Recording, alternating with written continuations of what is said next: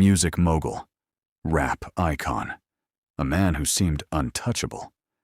But behind the glitz and glamour, a darker story was beginning to emerge.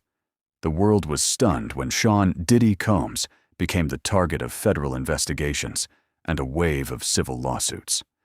Allegations ranging from sexual assault and abuse to sex trafficking and racketeering threatened to destroy an empire built over decades. Was this the downfall of one of the most powerful figures in entertainment, or the beginning of a much larger story? To understand the allegations surrounding Sean Combs, we first need to understand how he became one of the most influential men in music. Born in Harlem, New York, in 1969, Sean Combs grew up in an environment marked by both ambition and tragedy. His father, Melvin Combs, was killed when Sean was only a child. Raised primarily by his mother, he quickly developed a relentless drive to succeed. Friends and classmates would later describe him as charismatic, ambitious, and determined to stand out. In the early 1990s, Combs entered the music industry through an internship at Uptown Records. It didn't take long for executives to notice his talent for spotting stars and building brands. He helped develop artists, organized events, and earned a reputation as someone who understood both music and marketing. But Sean Combs wasn't interested in simply working behind the scenes. After leaving Uptown Records, he launched Bad Boy Records, a label that would help define an era of hip-hop. The company became home to artists whose music dominated radio stations, music television, and charts around the world. At the center of that rise was rapper Christopher Wallace, better known as the Notorious B.I.G. Together, Combs and Biggie helped transform Bad Boy into a cultural force. The label generated enormous wealth and influence, and Sean Combs became more than a music executive. He became a celebrity in his own right. As his power grew, so did his public image. Luxury parties, exclusive guest lists, high-profile relationships, magazine covers, award shows, fashion brands. To many people, Diddy represented the American dream realized through hip-hop. But the music industry of the 1990s was also defined by one of the most notorious rivalries in entertainment history: the East Coast-West Coast feud. On one side stood Bad Boy Records. On the other stood Death Row Records, led by figures including Suge Knight and featuring artists such as Tupac Shakur. The rivalry escalated through diss tracks, media appearances, and public confrontations. Then tragedy struck. In 1996, Tupac Shakur was murdered in Las Vegas. The man accused of orchestrating Tupac Shakur's murder has never been officially identified. While Dwayne "Kef ID" Davis was eventually arrested in connection with the case, questions about who may have ordered the killing continue to fuel speculation decades later. Some fans believe that certain artists have alluded to these unanswered questions in their music, including Eminem in his track Fuel. Whether these references were intentional or simply interpreted that way by listeners remains a matter of debate. 6 months later, the Notorious B.I.G. was murdered in Los Angeles. Two extraordinary rappers died tragically within a short period of time. One was associated with a rival side of Sean "Diddy" Combs, while the other was considered to have had a friendship with him. Both names, in different ways, have been linked to ongoing speculation surrounding Combs and the era he helped define. The killings shocked the music world and generated countless theories that continue to circulate decades later. Over the years, internet speculation repeatedly attempted to connect various industry figures to those crimes.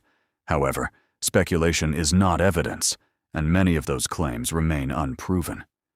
While conspiracy theories spread online, Sean Combs continued expanding his empire. He moved into fashion, television, alcohol brands, media ventures, and business investments.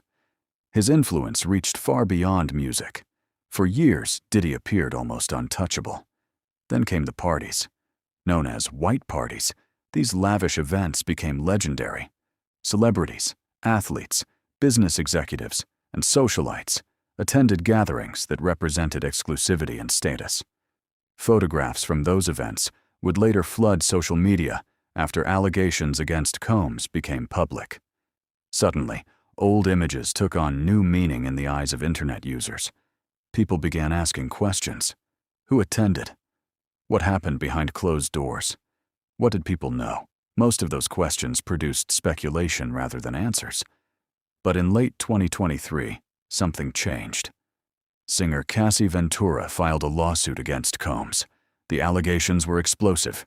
She accused him of years of abuse, control, intimidation, and violence during their relationship. Combs denied the allegations.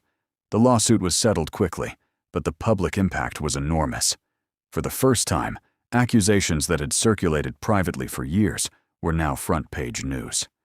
Then more lawsuits followed. Additional accusers came forward with their own claims. Some alleged sexual assault. Others claimed coercion, intimidation, or exploitation. The accusations spanned different years and circumstances, creating a growing legal and public relations crisis. As the number of allegations increased, federal authorities began taking a closer look.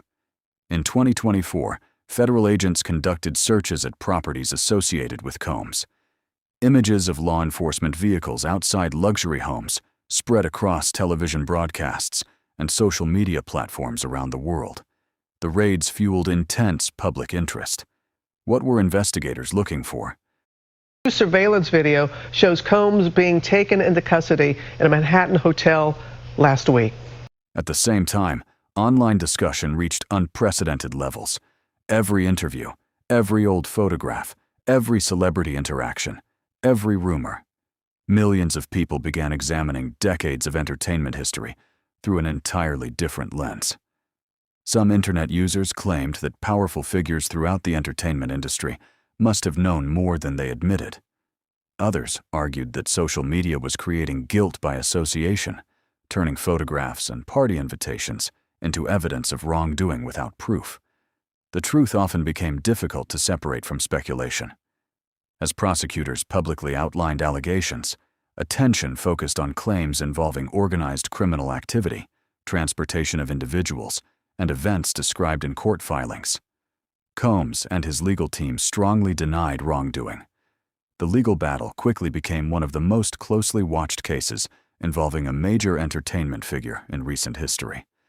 Meanwhile, former interviews resurfaced. Old comments once dismissed as jokes were now re-examined. Former associates were questioned by journalists. Documentary producers began investigating. Podcasters analyzed timelines. Content creators produced thousands of videos discussing every aspect of the case. Yet despite the flood of opinions, one reality remained unchanged. The outcome would ultimately depend on evidence presented through legal proceedings, not internet theories. As public scrutiny intensified, the image Sean Combs had spent decades building began to unravel. Business relationships faced pressure, partnerships came under review, supporters grew quieter, critics grew louder. The transformation was dramatic. A man once celebrated as a symbol of influence and success was now fighting allegations that threatened his reputation, legacy, and future. Today, the story remains unfinished. Questions continue to surround the case. New claims may emerge. At the beginning of 2026, a major documentary produced by 50 Cent was released, focusing on the rise and fall of Sean "Diddy" Combs. The project reportedly included exclusive, never-before-seen footage of Combs in the days leading up to his arrest, offering a rare glimpse into his final moments before the legal storm fully unfolded. The series also featured accounts from multiple people connected to different parts of his life, including former personal assistants, ex-partners, and former collaborators from Bad Boy Records. Across their testimonies, a pattern began to emerge.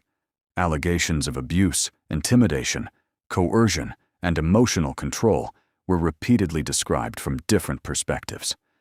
While each story came from a different time and relationship, the tone remained strikingly similar, describing an environment dominated by fear, pressure, and imbalance of power. The documentary does not present these claims as proven fact, but as allegations and personal accounts collected from individuals who worked with or were close to Combs over the years. At its core, the series paints a controversial and deeply divided portrait of a man who, depending on who is speaking, is seen either as a visionary music mogul or as a figure surrounded by serious and disturbing accusations. What remains clear is that public opinion around Sean Combs has become sharply split, and the story of his legacy is still being written in real time. Additional evidence may be presented. Court proceedings continue to shape public understanding of what happened.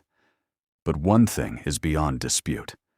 The fall of Sean "Diddy" Combs has become one of the most significant scandals the entertainment industry has faced in decades. As of today, the case of Sean "Diddy" Combs has reached a major turning point, but not the end of the story. In October 2025, Combs was convicted on 2 federal counts related to transporting individuals across state lines for prostitution. However, the jury acquitted him of the most serious charges, including sex trafficking and racketeering conspiracy, which could have resulted in a life sentence. Following the conviction, Judge R.N. Subramanian sentenced him to 50 months in federal prison, just over 4 years, along with a fine and supervised release after prison. Prosecutors had argued for a much harsher sentence, pointing to allegations of abuse and coercion, while the defense argued for a significantly lighter punishment based on time already served and his personal circumstances. Despite the conviction, Combs and his legal team have filed an appeal, challenging both the verdict and the severity of the sentence. At the same time, he continues to face multiple civil lawsuits and ongoing public scrutiny, meaning the legal battle surrounding his name is far from over. Thank you for watching Diabolical Files. Don't forget to subscribe and hit the notification bell to support the growth of the channel. If you enjoyed this video, leave a like and drop a comment below. We'll see you in the next video.